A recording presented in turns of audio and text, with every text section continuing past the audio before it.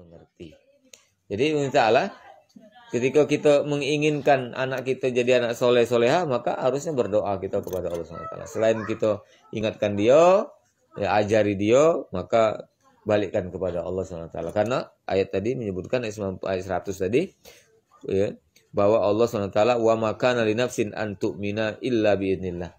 Kalau tak izin Allah tak akan beriman seseorang itu. Walaupun dia anak nabi, Kan'an, katakanlah tidak Allah izinkan. Ya, nah jadi sedangkan Musa, padahal bapak angkatnya dia diam lagi kecil kupek nih kan, kupek abang sampai dia dewasa, dia diasuh oleh Firaun. Tapi Allah Subhanahu wa taala berikan dia hidayah. Allah takdirkan Musa sebagai orang yang beriman bertakwa. Maka jadilah Musa nabi dan rasul. Maka itu kita harus banyak-banyak mohon kepada Allah Subhanahu wa taala. Demikian juga mintalah ayat berikutnya di akhir ayat 100 juga Allah ingatkan kita bahwa wa yaj'alur rijsa 'alal ladzina la ya'qilun. Allah itu akan mengazab kepada orang yang tidak mengerti. Nah, tadi yang tak baca, tak menggunakan pikirannya tadi. Ya, tak berpikir. Patung walaupun besar, ya. Tapi dia tak baca apa-apa, dari batu, tak acak bergerak, ya, dan lain sebagainya. Kemudian mereka tidak menggunakan akalnya untuk memikirkan itu. Hebatlah mereka, hebatlah orang patung itu kan dibuat oleh manusia. Ngapa tidak manusia yang dijadikan Tuhan? Tapi ngapa nak patung? Jadi mereka tidak menggunakan akal itu. Manusia biar kita jadikan Tuhan, apalagi patung yang tak acak ngapa-ngapa itu. Nah, maka kemudian inilah yang menyebabkan Allah kategorikan tadi dia tidak mengerti tadi, tidak mempergunakan akalnya, ya, untuk melihat, memikirkan kebenaran itu. Katakanlah, perhatikanlah apa yang ada di langit dan bumi. Nah, jadi Allah perintahkan kita agar kita jangan tersesat, jangan tersimpang, ya.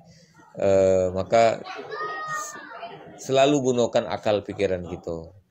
Perhatikan langit dan bumi, ya. Tidaklah bermanfaat tanda-tanda kebesaran Allah dan Rasul-Rasul yang memberi peringatan bagi orang yang tidak beriman.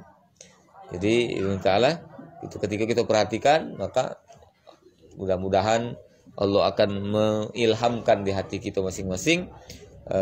Kita akan menemukan kebenaran Allah di alam sekitar ini, lalu akan menambah keimanan, ketakwaan kita kepadanya. Sekarang musim hujan, Allah Ta'ala, ya. Kemarin sebelum hujan turun ini gersang, katakanlah rumput itu kuning galau, ubi itu kerdil misalnya, daunnya itu kelihatan kecil-kecil. Tapi sekarang tak kelihatan, tak terlihat lagi bekas kemarau itu. Inilah punya wong tua dulu, kemarau setahun hilang oleh hujan sehari. Nah, kan seperti itu. Panas setahun itu hilang oleh hujan sehari. Nah, ini karunia Allah SWT. Ini tanda-tanda kebesaran Allah Subhanahu wa taala. Ya, sekali be dihujan kenyo, lalu suburlah galau ini. Tak baca manusia yang menirunya, yang berbuat seperti yang Allah lakukan ini. Jadi perhatikan itu. Tanam-tanaman ini jenisnya sama, tapi kemudian ada yang rasanya beda-beda. Pisang baik, ya ibaratnya ada memang ciri-ciri khususnya, tapi secara umum kan sama itu.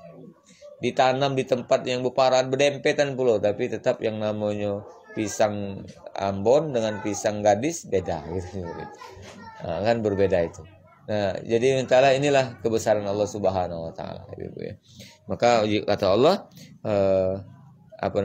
pergunakanlah, perhatikanlah, ya, alam sekitar, sehingga kita akan menemukan tanda kebesaran Allah, lalu mudah-mudahan itu akan menambah keyakinan iman kita. Dan Allah menyebutkan tak berguna bagi orang beriman itu peringatan dari Rasul dan juga tanda-tanda kebesaran Allah tidak akan berguna bagi yang tak beriman. Artinya ketika ada orang yang disuruh perhatikan alam sekitar tapi dia termasuk orang tak beriman, dia tak bertemu juga dengan kebenaran Allah ini. Ya. Itu yang Allah sebut terangkan kepada Nabi, biar Nabi Muhammad SAW itu memaklumi orang-orang yang dihadapinya itu. Maka mereka tidak menunggu-nunggu kecuali kejadian-kejadian yang menimpa orang-orang terdahulu sebelum mereka. Katakanlah, maka tunggulah aku pun termasuk orang yang menunggu bersama kamu. Mereka